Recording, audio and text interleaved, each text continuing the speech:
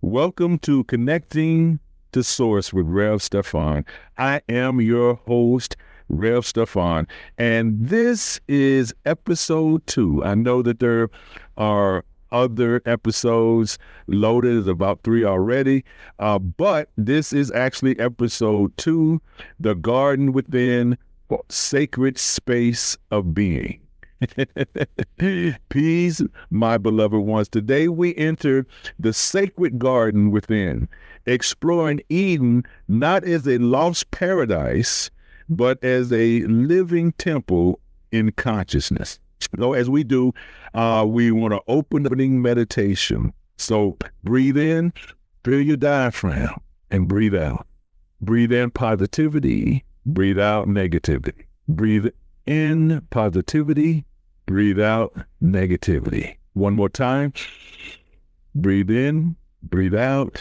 Enter your inner garden where divine presence dwells, where communion is natural, where you walk with Source. Feel the peace of paradise, the harmony of creation, the unity of being. Breathe in, breathe out. Breathe in positivity, breathe out negativity. Breathe in, breathe out. In Genesis 2, we read of a garden eastward in Eden. This is metaphysically garden symbolism. So let's decode this wisdom. Eden means delight or pleasure. It is a state of consciousness. It is divine communion. It is sacred harmony. See, Eden isn't a lost physical paradise, but a state of being available now. The Hebrew Eden means delight or pleasure, describing the natural joy of divine communion. This is your original state, your true nature. Now, I know that there are some who ascribe to the depravity doctrine, where all have sinned and come short of the glory of God because of this so-called fall in the garden. But this is your original state, divine communion. It is your true nature, where harmony with our creation is natural and divine communion is constant. It's everything about this is sacred. Like geography, this is sacred geography. The garden eastward in Eden represents direction and consciousness, not physical location. East, where light dawns, symbolizes awakening awareness. Let me repeat that. East, where light dawns, symbolizes awakening awareness. This is you coming into awareness. Your consciousness is awakening. The 4 rivers represent aspects of consciousness flowing from one divine source, nurturing the garden of your being. The 4 rivers represents flows of consciousness, divine attributes, and sacred elements. They represent aspects of consciousness flowing from one divine source itself, nurturing the garden of your being. And this placement is divine. God planting a garden reveals conscious creation of sacred space. This isn't random growth, but divine design. Your consciousness is this carefully tended garden. Your consciousness, where divine ideas grow and spiritual fruits develop. Right? This is your consciousness, right? This consciousness is carefully tended. So again, I think I've said it before that you as a co-creator, the command to be fruitful and multiply is about divine ideas, less about physical progeny, because you can have more divine ideas than you can have children. Right? Does that make sense? So there are these two trees at the garden center, and they hold profound meaning. They hold profound meaning. But before we get there, I want to I want to touch on the divine human, okay? The divine human. And the formation of Adam. Not Adam as a man, where Adam is a man, Eve. I'm talking about Adam, which is, it means humanity. The creation of Adam from Adama, which is earth, shows the divine pattern of consciousness taking form.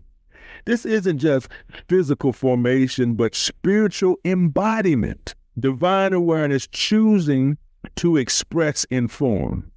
Infinite becoming finite for the purpose of expression. Right? I'm going to repeat that. This is divine awareness choosing to express in form. Infinite becoming finite for the purpose of expression. And this is a divine image. We were made in the image of Source. Made in divine image means you carry all creator attributes. You are a creator. You are a conscious creator. You are designed for creative expression. You're designed for divine communion. You're designed for conscious evolution. You're designed for sacred purpose. So what is this sacred purpose? Placing Adam in the garden to tend and keep it reveals your spiritual purpose. It's conscious cooperation with divine mind, right? Your tending of the garden, it is your spiritual purpose. It's the conscious cooperation with divine mind. You are meant to cultivate awareness, nurture divine ideas, and manifest sacred potential. Let me repeat that. You are meant to cultivate awareness, nurture divine ideas, and manifest sacred potential. So let's talk about these sacred trees, right? The two trees at the garden center hold profound meaning, right? One is the tree of life. The tree of life centered in the garden, this represents direct access to eternal consciousness. Not a physical tree, but the principle of divine life, infinite, eternal, ever regenerating. It symbolizes your connection to source consciousness, available when you maintain paradise awareness. Paradise awareness. I want to stick a pin there. Paradise awareness. So we hear about the curse of Eve. We hear about the eating of the fruit and the fall and the temptation. But here is the truth about it. The real fall, right? The real sin or the falling short is that we have access to the entire garden except what? The trees in the center of the garden. Right. That, we are aware that we are in paradise, but yet we concentrate rather on, the real fruits of paradise, the abundance of paradise. We concentrate on the lack, rather than the abundance. So to maintain a paradise awareness is to maintain an awareness of the abundance that you have access to. Okay, let's remove the pen. Then you have the tree of knowledge. This represents the point of choice in consciousness, not about disobedience, but about the necessary step of individual awareness. The tree of knowledge symbolizes discernment development, personal responsibility, consciousness evolution, and growth through choice, right? We have a choice. We have a choice to maintain the paradise of awareness. We have a choice to concentrate and be conscious of the abundance, or we can choose to have a lack mentality. The choice is yours. So we have the tree of life, which is divine consciousness, eternal being, and sacred unity, and the tree of knowledge, which is divine discernment, sacred choice, and growth potential. These aren't just symbolic, they represent states of consciousness available to you now, right? So let's touch upon this sacred choice. The presence of both trees shows divine trust in human consciousness. You're given freedom to choose your focus. You're given freedom to direct your awareness. You're given freedom to determine your experience, and you're given freedom to shape your reality, right? So what you believe, what you put energy in, right? What you focus on becomes your reality. What you focus on becomes your reality. You can shape your own reality. You are a conscious creator. Okay? So again, these things, these principles, these things are not either, they're not any good unless unless there is practical application. Okay? So let's work with garden consciousness right quick. Okay? So this inner garden practice, right? This inner garden practice, this is sacred space creation. You want to create sacred space wherever you are, sacred space in your home, sacred space, in a place where, you maintain the sanctity of that space. You want it to center it in your heart. This garden is centered into your heart, and it allows you to expand your awareness, right? We have a garden awareness, and it is also a place where you feel divine presence, okay? Divine presence. So this inner garden, this is the inner garden, is a sacred space. It is a sacred space. It is in the center of your heart. It allows you to expand your awareness, and it is a place where you feel divine presence, okay? And tree wisdom, right?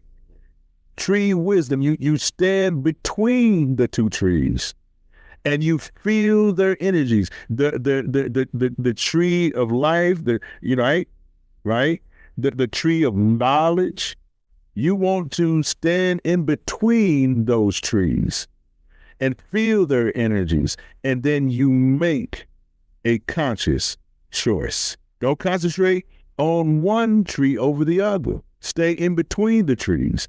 Maintain an awareness of the multiple trees that you have access to, and you make a conscious choice. Okay? So we're going to activate this. We're going to activate. So again, I want you to be in that sacred space, in that inner garden, in a quiet place, in your inner garden where wisdom flows, in your inner garden where choice is sacred, in that inner garden where communion is natural. Communion is natural. Okay? Now, we know that in the garden, right? In the garden, there was Adam, humankind, and then there was this separation of consciousness, of masculine and feminine consciousness. Okay, there was a separation, a separation of consciousness, but it is a divine partnership. Okay, it is a divine partnership. So we have the Eve consciousness. We have the Eve consciousness. Okay. Let me back up a little bit. I'm gonna back up. because we talked about the tree of life, we talked about the tree of knowledge, and you're in between those trees where you can make a sacred choice. Now we want to talk about the divine consciousness, which the divine partnership, and there was a separation of consciousness into the Eve consciousness and the Adam consciousness. So Eve consciousness, the building of Eve represents divine completion. Don't get mad. Don't get mad, guy. The building of Eve represents divine completion. It's not about gender. That's this we get so caught up on gender, even into so many arguments today. We get so caught up on gender, and one of the things that kind of irks me is the genderizing of God. When we give God a gender, when we give source a gender, and then we give source human emotions, then we are creating source in our image, right? Rather than the other way around. So it's Eve consciousness. It's not about gender, but about aspects of consciousness, okay? Eve consciousness, there is an intuitive wisdom that comes with Eve consciousness. That means whether you're male or female, right, you can have an Eve consciousness. It is intuitive wisdom. It is creative power. It is the divine feminine. It is the yin, the yang to the yin. We embody a divine feminine, whether you represent as male or female. And it is a sacred partnership between the two consciousness, right? Between the divine masculine and the divine feminine. Okay? So, and we read about this helper that's suitable. And I want to point this out. The helper or the helpmeet is dual, right? The helpmeet and the helper, there's dual. The helper or the helpmeet is not about just Eve consciousness, not just about Eve. Helpmeet in Hebrew suggests mirror consciousness. It's reflecting divine completeness. This partnership represents inner harmony, balanced awareness, creative cooperation, and divine union.